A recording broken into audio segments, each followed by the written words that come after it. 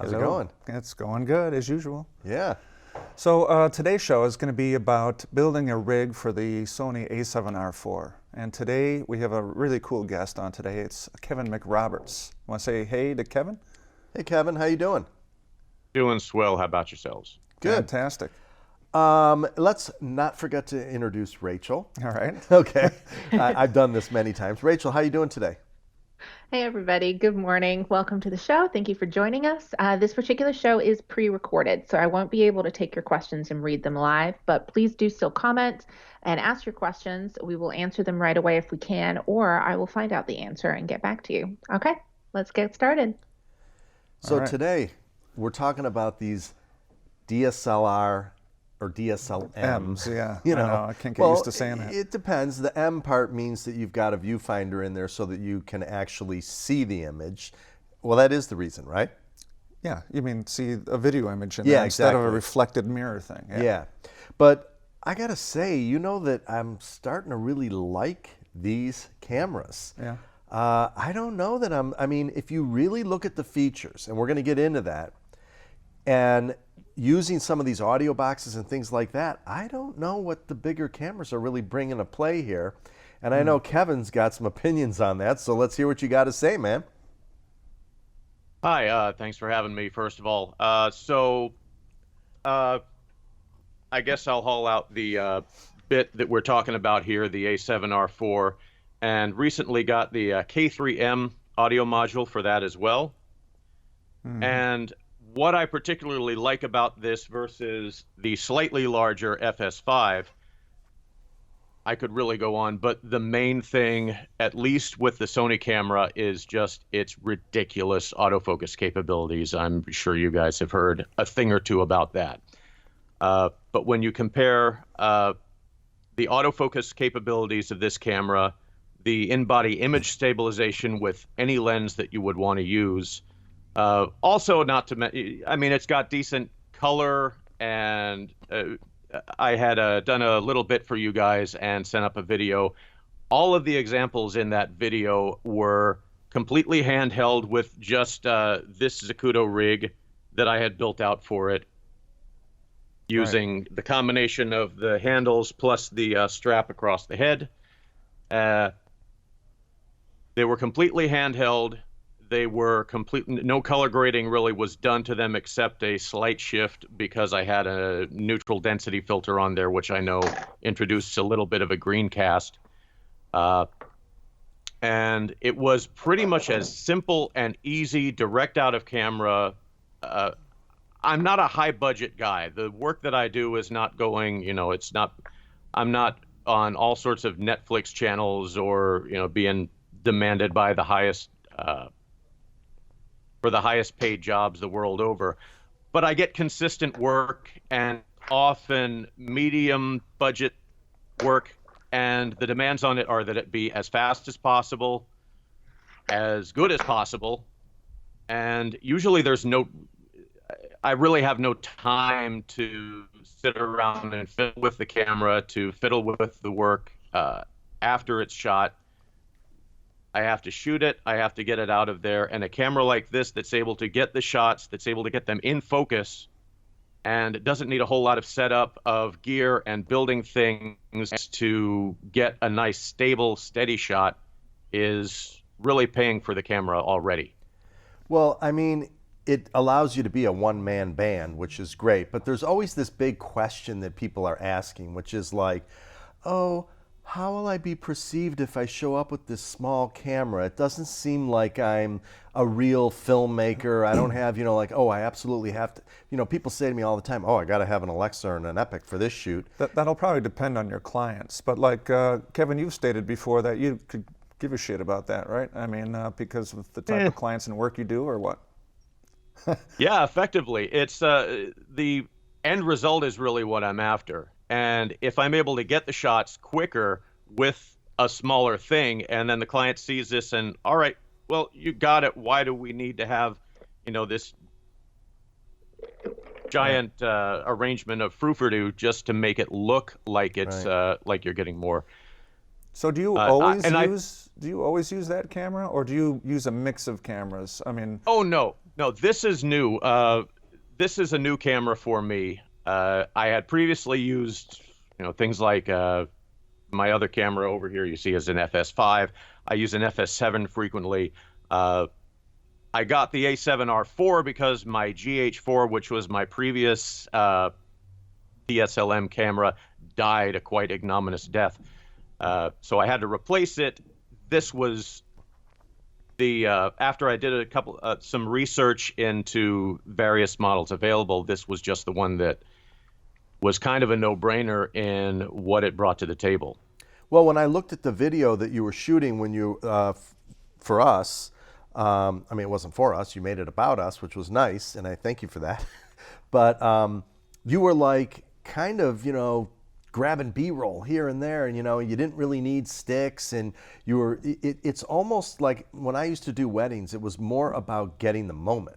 Mm-hmm. If you miss the moment, yeah, it's game over, man. It doesn't matter how good the picture looks. You have to be able to be portable and get the moment.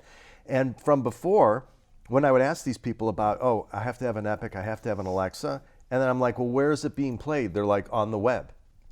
I'm like, come on, man. I mean, my iPhone looks amazing on the web. This Sony camera is going to look even better on the. I don't even know if it's going to look better on the web because there's a certain limitation to how good something can look being streamed. But regardless, I really enjoy these cameras, and I think that people aren't taking them quite as seriously. I don't know. I see them a little bit as a game changer. You remember when, at the beginning of this thing, we started off with the Canon 5D, and then everybody went to the bigger body cameras, and then we went back to the A7, the first A7, and then we went back to bigger cameras or mid-sized cameras. Now we're back with a serious level of 4 and 6K DSLMs.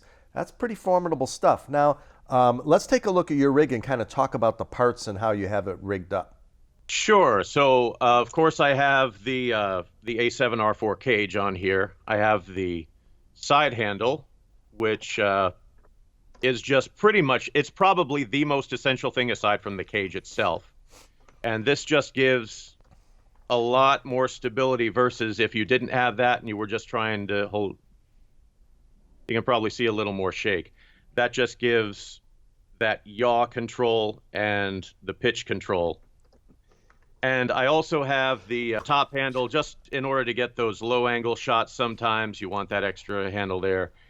And also have your 3-inch Z-rail on this side. I have this rod here kind of just as a demonstration in case I wanted to use manual glass with a follow focus on there, just a single rod. And then if I would have a follow focus, of course, that doesn't need to be on there and is really easy to remove. Alternately, if I wanted to go, if somebody needed 422, I can't give them 10-bit out of this camera, but I can give them at least 422 8-bit with something simple like a Ninja 5 just on the top with your ball rail. And that's still keeping it not too tall. It's within the realm of reasonableness.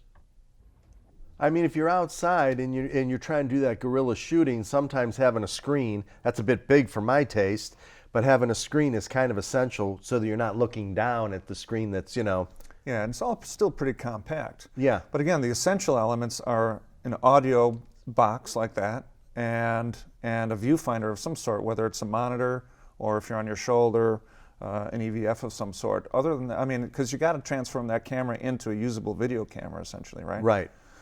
So with those few elements in that compact form, I think it's a good all-around camera. I wouldn't say use it for everything.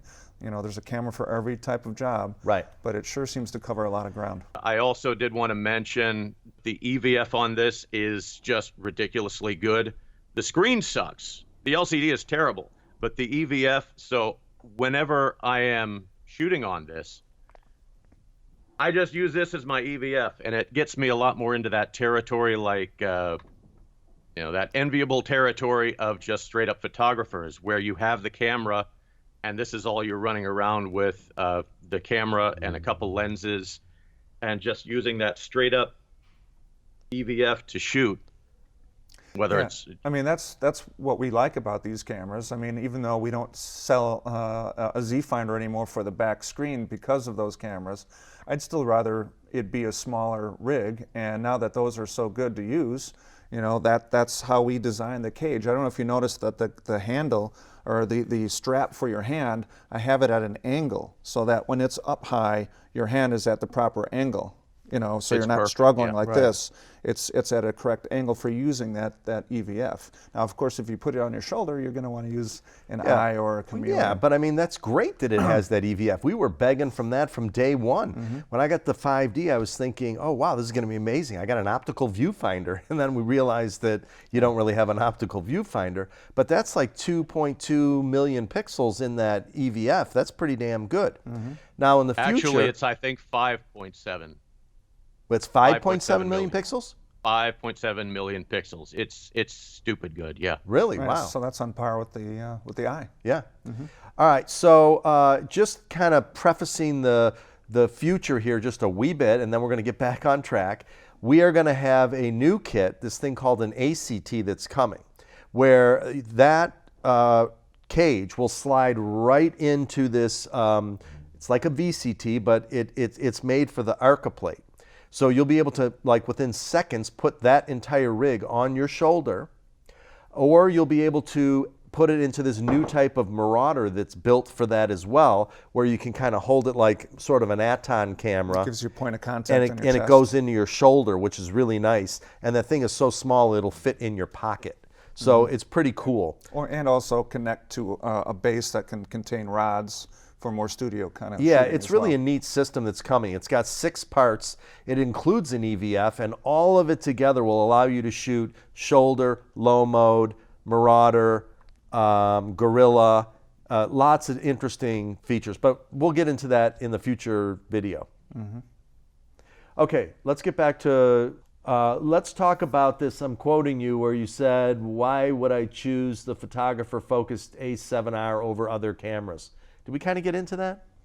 A little bit. The You called it a tiniest bit, yeah. megapixel monster, and why would you use this photographer-centric camera for your video shoots? Well, yeah, all right. It has 61 megapixels. I'm a horrible photographer. I'm much more comfortable shooting 24 pictures per second than one. So it has more megapixels than I really would ever need for most of the work that I do. But what it has that right now not many other cameras have, first of all, the autofocus, which it locks onto an eye on a subject and just tracks it. You can just point and just peck the back of the screen and it will track any subject through foreground elements passing through any situation there. It's got extremely good in-body image stabilization on any lens. The stock colors are super solid, so I really don't have to do much with the image after the shoot. And then it has a couple other features that I don't think people have touted as much. For one thing, a lot of these cameras that I've used before, even the Sony FS5, you shoot and you do multiple, even if you have let's say you have multiple cameras, it's a multi-camera shoot. All of your clip names are clip 1, clip 2, clip 3. You get 4 cards of that on 4 cameras, and you know it's a mess when you get into the edit. This is the first camera that I know of in the DSLM form factor that allows you to custom name the clips before you ever start shooting. It also has a lot of simple controls where, compared to the FS5, all of your controls are essentially right there on your right hand. You have 3 dials within very easy reachability, and you can set them to do 2 different things depending upon whether you have another button pressed or not. So for instance, I have my aperture, I have ISO on ISO on another one and shutter speed on another one, but then I press another button and those will each do 1 extra thing. For instance, if I need to set one to a white balance or set one to audio level. It'll take care of all of that right there God, I within love that. one It's hand. Built for speed Yeah. and stealth, really. I mean, you know? why so. can't I have 3 wheels? I love 3 wheels. Everybody needs to adjust shutter speed, aperture, ISO. I mean, just give me 3 wheels. I don't understand why I can't have 3 wheels. All right, let's show your video and we'll come back and we'll talk a little bit more about the camera.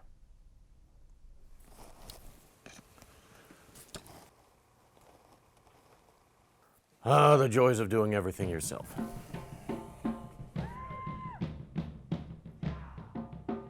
I'm Kevin. I'm the Grand Imperial Poobah at McBob Productions. We do documentary, corporate, and commercial work in the Mid-Atlantic and throughout the United States. There are shoots that really call for a huge amount of gear, and having that is nice, but sometimes you really have to go light. And that's where having a good DSLM is really essential. The A7R IV is already an outstanding camera. All you need is a little bit of a hand grip on one side just to get that center of gravity a little more forward, and also to have that control over this particular pitch.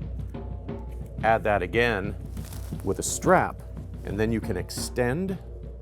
This gives you 2 points of contact on either side.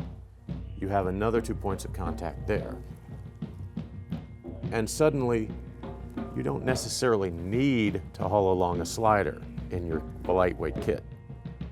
You don't necessarily need to have that gimbal to get an okay jib kind of shot.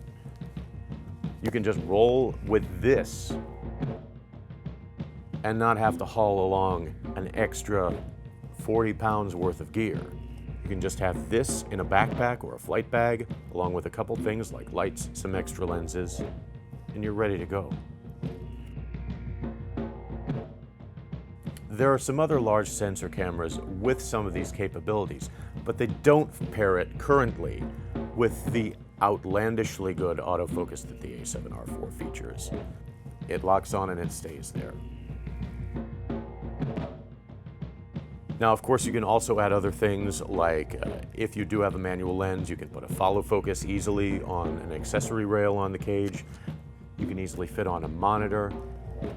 But for most quick work, this is all you need.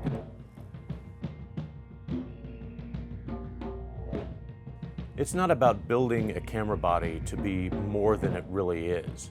It's not about adding a bunch of stuff to impress a client. It's about taking an impressive piece of technology and giving you all of the manual capabilities to really get the most out of it. Sony's going to release another one probably next week. But with this body, some decent lenses, and a couple little Zacuto accessories, I'm set for a good long time.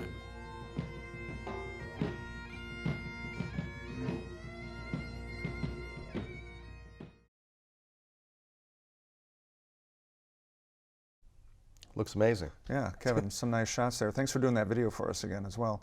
Some of the behind the scenes of you operating though, I really like. I've seen this technique done before. I've actually used it in the past, and I think it really helps, and I don't know if enough people know about it, but simply using that strap and pushing away and how it stabilizes the shot and enables you to do, you know, sort of moves with that is really quite interesting. And we saw those shots there. You want to tell us a little bit more about how and why you employ that? Yeah, very much so. Just like you mentioned, just hold it there. That gives you 2 solid points of contact on either end, and then you control your pitch there, and you know, with the 2 hands you control your tilt either way. You guys had done a similar sort of talk with Clinton Harn, where he's using a similar sort of setup with the GH5. What really enables this is the IBIS in camera, because you can do that, and I've done that with the GH4 before. I used a similar style there, but it just wasn't quite as solid and steady. Having the IBIS in there with cameras like this, the GH5, etc., it just helps to steady things out so that it's not as essential to have a gimbal when you're on a quick shoot like this. You can just roll with this stuff and not have to futz around for 15 minutes to get your camera set up on a gimbal, or already have it on there and lug around that extra weight all day. Right. Yeah, like Clinton's technique, I liked a lot. He uses that ball, but you can use the handle as well, like you have on there. But then he also drops it into some slow-mo too, and that all kind of smooths it out. It's Yeah, really, I saw really that cool. on Kevin's reel too. Yeah. That was quite nice. Did you ever try his ball? Have you used the Zarn ball yet? I I did. I prefer this though, just because this camera versus the Micro Four Thirds camera has a lot more weight up here with a full focus or with a full frame lens. And so this helps you to control your pitch a lot more versus the Zarn, which was just kind of very small down there. And I just didn't feel I had the fine control over the pitch with that. I think this is the better option with the larger lenses. If I had this set up with just some small prime lenses, it was a little more usable, but this is more of a generally usable solution for that. Right. It looks good. So let's talk about what you call your quick kit. And Yes. I think we have some pictures of it as well. And I guess also now, is that your main go-to thing for your shoots? Now that you've got this new camera, has that changed? Yeah, for simple jobs, that's generally what I always have with me. Sometimes even less if it's a much simpler job. I've just rolled effectively with this sitting disassembled in a small shoulder bag and done shoots. That's pretty much all I had with me for that for the shoot at the Scottish Festival. Oh, really? Do we have a picture of that kit handy? This is effectively what I'll take with me on most shoots. If you start with this is your standard Pelican 1510 case. In the upper left hand, I have some lav mics. I have ND filters right below that. Also batteries and a set of diopter filters as well, because I do a lot of shooting for science and medical stuff where you really have to get in very close. And then elsewhere in here on the in the main compartments, starting from the upper left, we have a Rode VideoMic Pro, which I'm really not using anymore since I've converted over to the K3M. I have two lenses down there, which everybody has to have a Fast 50 in their kit. So I have the Sony 50 1.8.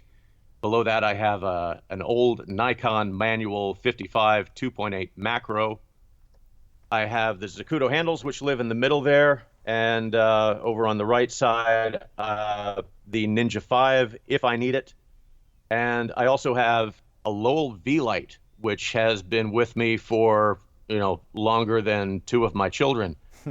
And it's just, I'm old enough that I remember VHS tapes, and that's about the size of a VHS tape. And to just have 650 watts of power, yeah, it gets hot or whatever, but you just put that up and flood an area, and there's your light, and you can fit that in a kit there, and you don't have to worry about much more other than an AC connection. That's amazing. I mean, that case used to hold like an audio mixer and some cables and a mic. Mm-hmm. Now it's his entire rig. I mean, we used to use those giant boxes, it's just amazing, and you can do the same with a backpack. A lot of people like doing the backpack travel. I actually like the Pelican like that because you can line everything pretty quick and get it out quick. All right. Well, what about battery power? Do you notice yourself running low on battery power with this camera or any DSLM? Because we got something in the works that I'm curious about how you might perceive it. The battery in the R4, the slightly upgraded FC100, I believe it is. I've worked with shooters that use the A7S2 that uses the smaller 50 series battery, and they're having to swap out, effectively on the hour. But I have done like half-day shoots with this without having to change a battery. So that's, running and shooting for like, 4.5 hours. Yeah, I'm low at the end of it, but the battery life is solid enough that I don't necessarily have to have a large battery solution as possible. Now, for longer shoots, it would be nice to have something so that I don't necessarily have to go swapping things out. But at least for most of the shoots that I use this on, the internal battery is just fine. Wow. Well, Kevin, thank you so much for being with us today. I mean, this is a great camera, and I love the way you have it rigged up, and I like how you use it. And I think that it really shows how these small cameras can do a lot of the video work that we need to do, where you don't, because you start getting into a bigger camera, you need more crew members. It's just a whole different animal. And you're not agile, and you're not able to get those moments that you need to get, especially in B-roll. So thanks again for sharing with us. And Thanks for having me. We'll have you on again, I'm sure. Rachel? Thank you, everybody. Thank you, Kevin, for taking the time to join us. A big thank you to ICANN, who provide all the lighting for our show, and to our sponsors, Canon, Rode Mic, and Kessler Crane. We'll see everybody in a couple of weeks. Bye.